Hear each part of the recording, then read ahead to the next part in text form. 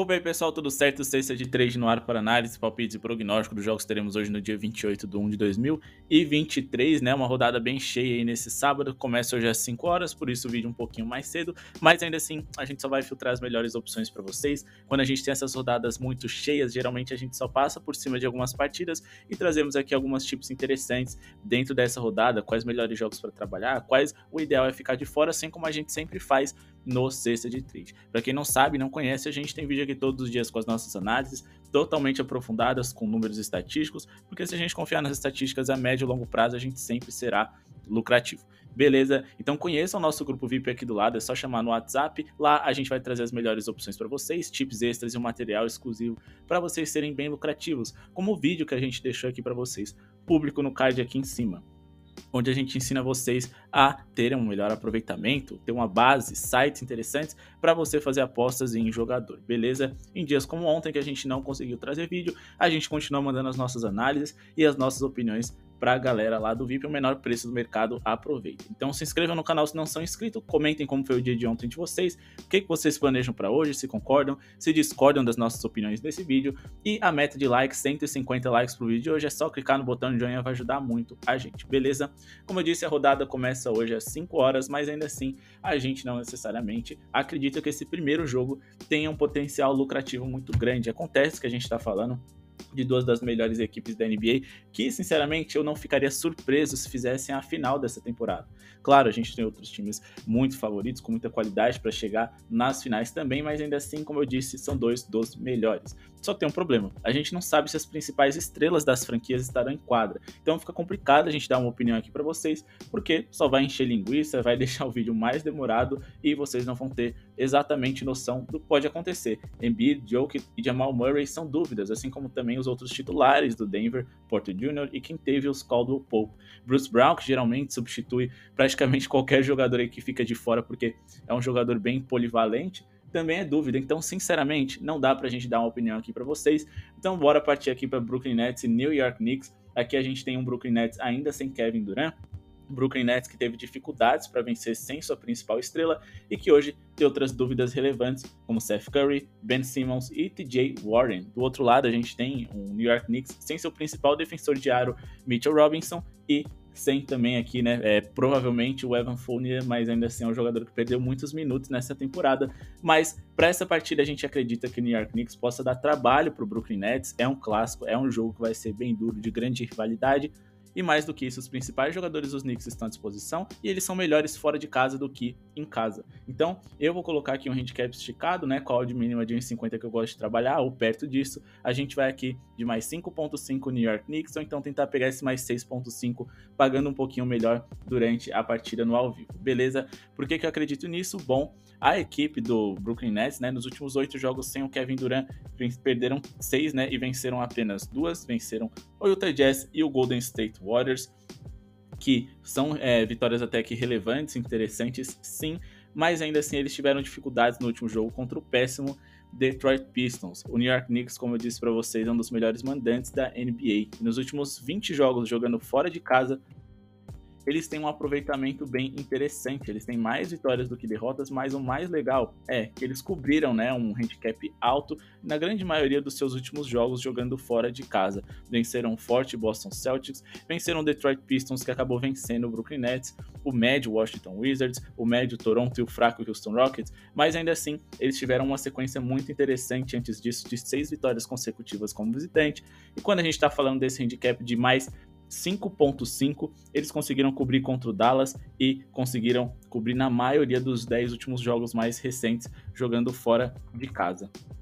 Se a gente for olhar em 10 partidas jogando como visitante, eles conseguiram cobrir esse handicap em 7 delas, ou seja, na grande maioria. E contra um Brooklyn Nets que não consegue vencer sem sua principal estrela, acredito que eles possam se manter próximos do placar, ainda mais depois da vitória contra o Boston Celtics, que é um dos melhores mandantes da NBA, um dos times com mais vitórias também, na verdade, o time com mais vitórias de toda a liga. Então, eu acredito que sim, a equipe do New York Knicks pode fazer um jogo bem interessante hoje, ainda mais porque eles são um time maior, mais dominante no garrafão e mais do que isso, naquilo que eles não são tão bons, que é na bola de 3, eles podem tirar proveito contra o Brooklyn Nets. Beleza?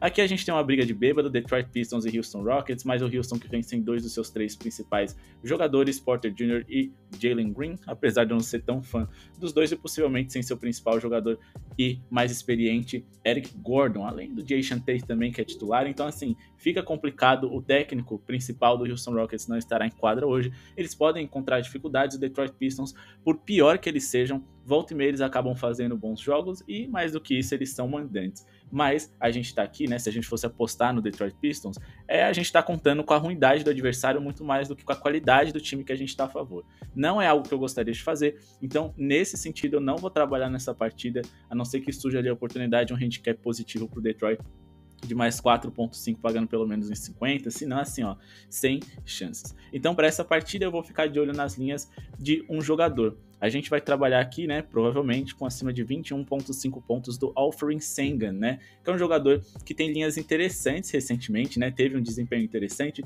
de 22 pontos de média nos últimos 6 jogos que ele fez, mesmo contra adversários, né, que não sofrem tantos pontos no garrafão, como por exemplo o Minnesota 2 vezes, o Cleveland Cavaliers, o Washington Wizards ali, né, que se defende melhor no centro do que na linha de 3 pontos, e o Los Angeles Lakers, quando ele fez 33 pontos, sendo que os Lakers têm muitos melhores defensores de área do que defensores de perímetro, e ainda assim ele se saiu bem em pontuação, em rebotes, em assistência. Muitos acreditam que o Houston Rockets deveria construir o time deles em volta do Sengun, fazer ele jogar, inclusive grandes jogadores como o Jokic admiram o basquete desse garoto, e nada melhor do que hoje, com a saída do Porter Jr., com o Jalen Green de fora, você fazer alguns experimentos, botar o Sengun para ser o grande comandante dessa equipe e contra um adversário favorável, por mais que seja fora de casa.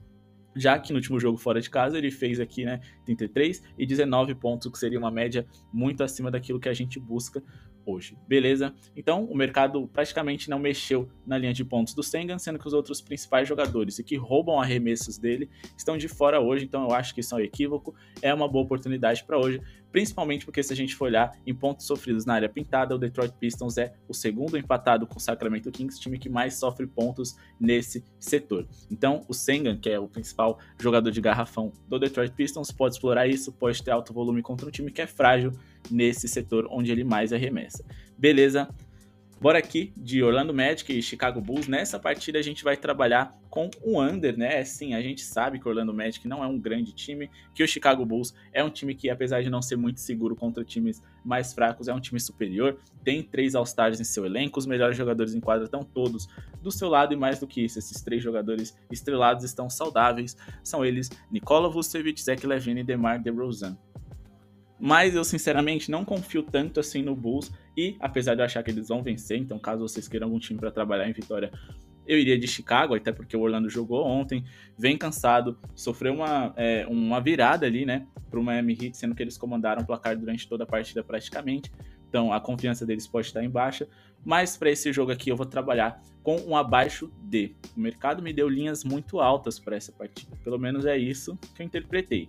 231 pontos para trabalhar em acima D e abaixo D como linhas iniciais, eu acho muito equivocado. Então eu vou trabalhar com abaixo D, vou colocar aqui abaixo de 237.5 pontos totais para o jogo entre Orlando Magic e Chicago Bulls, com base na seguinte argumentação. Se a gente for olhar os confrontos diretos entre essas equipes, os últimos 7 confrontos mais especificamente, 6 deles ficaram abaixo dessas linhas. Mais do que isso, todos os 3 jogos desse recorte, ou seja, que aconteceram em Orlando, o Orlando Magic e o Chicago Bulls ficaram em linhas bem abaixo disso também. Inclusive, o único jogo em que essas franquias tiveram nessa temporada, eles completaram aqui, né, para 215 pontos totais, o que é muito pouco. Mais do que isso, se a gente for observar aqui, né, a quantidade de pontos por jogo que o Orlando Magic marca, eles são o 4º time que menos fazem pontos por jogo em toda a NBA. Se a gente for olhar aqui, em bolas de 3 feitas por partida, a gente está falando do 2º time que menos pontua de 3 e de um dos 10 times também, mais uma vez o Orlando Magic, figurando aqui, né, entre os times que menos pontuam de 3, ou seja, de 2 em 2 dá pra gente manter essa linha bem baixa. Geralmente essas duas equipes preferem pontuar ali, né, no centro. Se a gente for olhar aqui em pontos produzidos no paint por jogo de Chicago Bulls e também do Orlando Magic, eles estão ali, né, um pouco mais acima do que necessariamente eles estariam em pontos de 3, já que eles são os piores nesse quesito. Mas outra coisa muito interessante da gente observar é a eficiência ofensiva do Orlando Magic e a velocidade que essas duas equipes atuam também.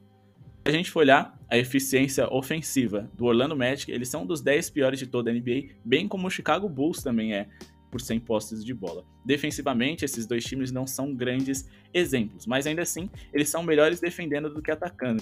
O Chicago Bulls ficando perto ali de top 10 melhores defesas, e o Orlando aqui ficando entre os 10 piores, mas ainda assim, como eu disse, eles são melhores defendendo do que atacando. Outra coisa interessante que a gente pode avaliar aqui para vocês é o ritmo dessas equipes. É verdade que o Orlando Magic recentemente está jogando basquetebol mais rápido, mas ainda assim eles estão na parte de baixo da tabela. E se você tem um time lento, você tem menos arremessos por minuto. Com menos arremessos por minuto, menos chance de você ultrapassar uma linha de totais. Chicago Bulls também está ali no meio da tabela em relação a ritmo, mas como eu disse para vocês recentemente, os dois times melhoraram, principalmente Orlando nessa questão de velocidade, e eles estão com pernas cansadas. Ontem a gente trabalhou no under contra o Miami Heat, mas hoje eles vão ter mais dificuldades de pontuar, de defender a pontuação adversária, porque é mais difícil você se defender bem em um jogo consecutivo. Porém, se a gente for observar os últimos 8 jogos sem descanso do Orlando Magic, em 5 eles ficaram abaixo dessas linhas. Fora que em 10 dos últimos 12 confrontos entre essas duas franquias, a gente teve unders nas partidas, o que também é um bom sinal, contando somente as partidas que aconteceram na arena do Orlando Magic. Os últimos 5 jogos do Chicago Bulls deram under, e mais do que isso, né, eles têm mais unders do que overs nessa temporada jogando como visitante, o que também é mais um fator aí pra gente se motivar bastante, né? Lembrando também que o Orlando Magic, como eu disse pra vocês, é um time que defende melhor o centro do que necessariamente a linha de perímetro. Eles são top 10 times que menos sofrem pontos de 3 no paint em toda a NBA, e com isso, né, eles podem entregar pelo menos alguma dificuldade ali nos arremessos do DeRozan, do Vucevic e do Zach LaVine, que são majoritariamente ali de média distância para mais perto da cesta. Beleza? Então acho que esse under tem bastante potencial, muito mais porque as linhas estão altas, mas também porque a gente tem boas evidências para isso. Próximo jogo que a gente vai avaliar aqui é Minnesota Timberwolves e Sacramento Kings, pulando Atlanta Hawks e Los Angeles Clippers. A gente sempre deixa alguns jogos exclusivos lá pra galera no nosso grupo VIP, mas também, como eu disse, a gente só vai trazer aqui pra vocês o que a gente acha de mais interessante hoje, porque a rodada de fato tá bem cheia, e Minnesota Timberwolves e Sacramento Kings é um dos jogos mais interessantes pra gente trabalhar com pontuação hoje. Sei que a galera gosta, a gente tem aqui, né, dentro daquilo que vem jogando recentemente, as duas equipes extremamente saudáveis, mas a gente tem bons motivos pra acreditar que a gente possa ter um jogo bem pontuado dos dois lados, acima de tudo porque o grande ponto fraco defensivo de cada uma das franquias é o ponto forte ofensivo do seu adversário. A gente já vai explicar isso para vocês. Bom, geralmente o Minnesota Timberwolves é um time que pontua mais no centro, com o Rudy Gobert, com a média de distância do D'Angelo Russell, com as infiltrações do Anthony Edwards também, e mais do que isso, se a gente for observar nessa temporada, a qualidade dos arremessos de 3 pontos do Minnesota Timberwolves é muito menor do que a qualidade de 3 pontos da equipe do Sacramento Kings. Vamos ilustrar aqui para vocês o número de bolas de 3 feitas por partida dessas franquias. O Minnesota Timberwolves está na metade de baixo da tabela, apesar deles até tentarem, mas falta para eles um pouquinho de eficiência, ficando mais perto do top 10 de piores do que do top 10 de melhores. Mas se a gente for observar, onde o Sacramento Kings mais sofre seus pontos? No paint, no centro. É o segundo time que mais sofre pontos no paint em toda a NBA, principalmente porque eles optam por ter apenas um defensor de garrafão, no caso o Sabonis, que vai estar ocupado e vai ter uma briga ali de cachorro grande com o Rudy Gobert, facilitando as infiltrações acima de tudo do Anthony Edwards, que pode brilhar hoje. Mas mais do que isso, o Sacramento Kings nos últimos 3 jogos sofreu muito mais pontos do que a média que eles vinham sofrendo, o que é bem encorajador para que hoje o time da casa seja bastante produtivo. Mais do que isso, se a gente for olhar a eficiência defensiva em geral do Sacramento Kings, não é das melhores, na verdade não é nada empolgante. Eles são aqui, né, uma das 10 piores defesas de toda a NBA, mais especificamente a 8ª pior, sofrendo 114,6 pontos por 100 posses de bola. Mas agora vamos desvendar aqui o quão ruim o Minnesota Timberwolves também é defensivamente. Se a gente for aqui fazer um filtro com os jogos deles em casa, eles têm um desempenho pior defensivo, né, como mandante do que como visitante. Não é nada assim muito gritante, mas acima de tudo, como eu disse, o encaixe da forma como o Sacramento Kings pontua é favorável a forma que o Minnesota Timberwolves pior defende. Vamos lá, o Minnesota Timberwolves está mais perto do top 10 de piores defesas da NBA jogando como mandante do que da top 10 de melhores. Mas mais do que isso, eles são dos times que mais sofrem pontos de 3 em toda a NBA, sendo o 4º time que mais sofre pontos de 3, né? Na verdade o segundo empatado com Chicago e com Miami Heat, e mais do que isso, jogando dentro de casa, eles sofrem mais bolas de 3 do que na sua média em geral, ou do que como visitante, por exemplo. E para quem não sabe, o Sacramento Kings é um dos 10 times mais rápidos da NBA, que mais produzem posses de bola por minuto, bem como o próprio Minnesota Timberwolves. Então teremos um jogo aqui de muitos arremessos e mais do que isso, defesas não tão boas e ataques que podem produzir bem contra a defesa adversária, porque, repito, a forma como eles pontuam de melhor, com mais facilidade, né, é a forma como seu adversário pior defende. Então, faltou a gente destacar a forma como o Sacramento pontua, já mostrando para vocês que o Minnesota é ruim na defesa de perímetro, e o Sacramento Kings é top 10 equipes que mais fazem bolas de 3 por partida, top 10 em tentativas desse tipo de arremesso e top 10 em aproveitamento. Então, repito para vocês, a gente tem aqui um time que pontua bem de 3 contra um time que defende mal a linha de 3 pontos. A gente tem um time aqui que pontua acima de tudo no centro, infiltrando, atacando o paint, contra uma equipe que defende muito mal esse setor. E se a gente for olhar aqui, o percentual das bolas de 3 convertidas contra o seu patrimônio na temporada jogando dentro de casa, o Minnesota é o segundo pior, e a gente tem muitos arremessos vindo dos dois lados, porque são dois times rápidos, que não gastam muito relógio. Então eu vou trabalhar com acima D para essa partida entre Sacramento e Minnesota Timberwolves. Então para essa partida entre Sacramento Kings e Minnesota, a partida começa às 10, e 10 a gente vai trabalhar com total em acima D, acima de 231,5 pontos para essa partida, beleza? Próxima partida que a gente vai analisar aqui para vocês é San Antonio Spurs e Phoenix Suns, mais um palpite de jogador que a gente tem para vocês. Eu considero essa linha bem alta aqui, né, pro Phoenix Suns, que sim é favorito contra o San Antonio Spurs, que é uma das piores equipes da NBA, mas a gente precisa tomar bastante cuidado, tá? O San Antonio Spurs jogando dentro de casa, por pior que eles sejam, por mais derrotas do que vitórias que eles tenham, eles recentemente até vêm conseguindo cobrir uns handicaps contra boas equipes, como fizeram, por exemplo, contra o Boston Celtics, como fizeram, por exemplo, contra o Los Angeles Clippers, venceram os Nets, venceram os Knicks, venceram o Utah Jazz e venceram o Cleveland, citando aqui as equipes mais importantes. E eu não sei o quanto isso aqui é viável, mas sim, o Phoenix Suns é favorito para essa partida, acredito que eles devam vencer, acima de tudo pela ruindade do San Antonio Spurs. Não tem como a gente ficar a favor do San Antonio, a gente quer positivo também, porque a qualquer momento o adversário pode abrir uma vantagem muito grande, ainda mais que nesse momento da competição, de fato desfalque relevante, o Phoenix Suns só tem aqui o Devin Booker como ausente. Lógico que o Campaign ajuda, o Landry Shamet também, mas ainda assim são jogadores de rotação. Enquanto que do outro lado a gente tem um dos principais jogadores dos Spurs que já é ruim de fora, o Devin Vassell, além do Sochan, que foi um dos grandes achados dele para essa temporada também, é dúvida. Então, vamos destacar aqui o quão ruim o San Antonio Spurs é e como a gente pode explorar isso, sendo que eles são o terceiro pior ataque de toda a NBA e defensivamente eles são o pior time. A equipe do Phoenix Suns melhora bastante em relação à sua defesa quando o Chris Paul está em quadra e também melhoram bastante a sua produtividade ofensiva. Outra coisa a se destacar também, né, é que o San Antonio Spurs é um dos times que mais cedem assistências por jogo em toda a NBA, sendo o terceiro time que mais cede assistências para os seus adversários na liga. E a gente está falando de Chris Paul, dos principais passadores da história da liga, que nos últimos 5 jogos tem uma média de 8,2 assistências. Lembrando que esse jogo contra o Miami Heat, que ele jogou apenas 12 minutos, que foi o jogo em que ele se machucou, né? Nem dá pra gente considerar e acaba prejudicando bastante essa média aqui dele, né? Que certamente ficaria ali mais próximo das 10. Mas por que a gente tá falando isso? Bom, top 3 times que mais cedem assistências por jogo na NBA, top 3, top 5, sei lá, passadores da história da liga. Não sei onde o Chris Paul se encaixa, mas eu acredito que ele vai encerrar a carreira aí, né, como de fato um dos grandes assistentes da história da liga, não temos a menor dúvida. Dá pra gente trabalhar aqui no over 9,5 assistências dele. Eu considero essa linha para o que tá pagando alta, tá? Porque pode ser um jogo resolvido cedo, ele não ter tempo de completar a sua linha de assistências, porque ele não vai ter tantos minutos assim, e o 1,66 eu considero que tá pagando mal, tá? Para os riscos que a gente vai correr. Mas ainda assim, tentar pegar ali, né, pelo menos 9 assistências dele, pagando esse mesmo valor no ao vivo, ou então pegar essa 9,5 aqui, pagando pelo menos no 80, acho que tem bastante potencial. Lembrando que o San Antonio Spurs em casa dá muito mais trabalho do que como visitante, então consequentemente dá pra gente botar uma fezinha de que o Chris Paul vai ter alguns minutinhos a mais aqui do que o normal. Beleza? Próximo jogo que a gente vai analisar aqui para vocês é Boston Celtics Los Angeles Lakers, mas antes, pessoal, se inscrevam no canal se não são inscritos ainda, deixem o seu like, ativem as sininho de notificações, tudo isso ajuda muito, gente, vocês não têm noção. Comentem como foi o dia de ontem de vocês. Ontem a gente teve um ótimo dia, mas eu gosto de debater com vocês para tentar entender onde foi que a gente acertou, onde foi que a gente errou e como a gente pode melhorar para trazer o melhor conteúdo para vocês. Mas tragam argumentos, tragam motivos dos quais vocês acreditam, né, nas apostas que vocês vão fazer e por que vocês discordam da gente. A meta de hoje é de 150 likes e o nosso grupo VIP está aqui do lado para vocês conferirem e terem uma maior taxa de assertividade, mas mais do que isso, muito conhecimento. A nossa segunda opinião e informação para vocês terem e criarem as próprias apostas no futuro. Fechado?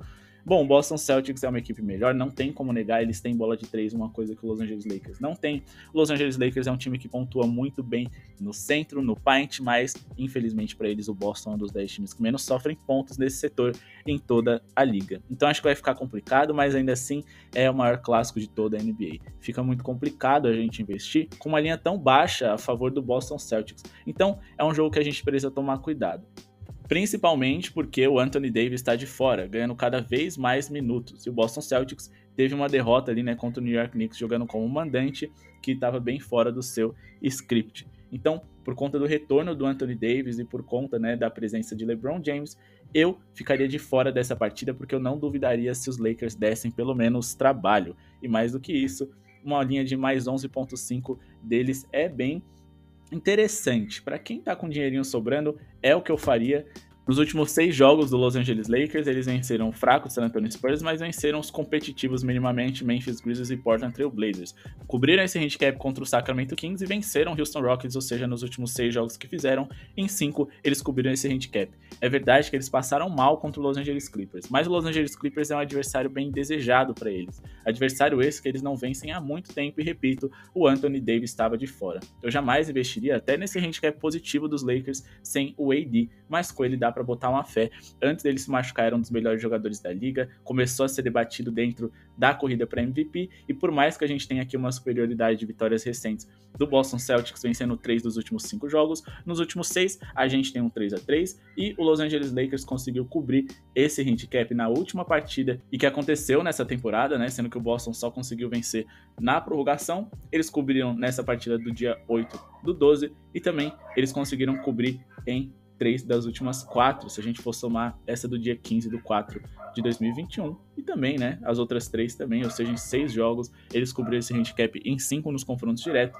Geralmente, confronto direto eu considero um pouquinho menos, tá, porque ainda mais com times de conferências diferentes, porque não dá pra gente achar que o time de 2020 vai ser o mesmo de 2023, mas ainda assim é um indício interessante, o que mostra que independente da fase dessas equipes, eles vão fazer jogos brigados, competitivos, e é esse tipo de partida que o LeBron James vai dar tudo de si, porque é a partida de grande rivalidade de toda a liga.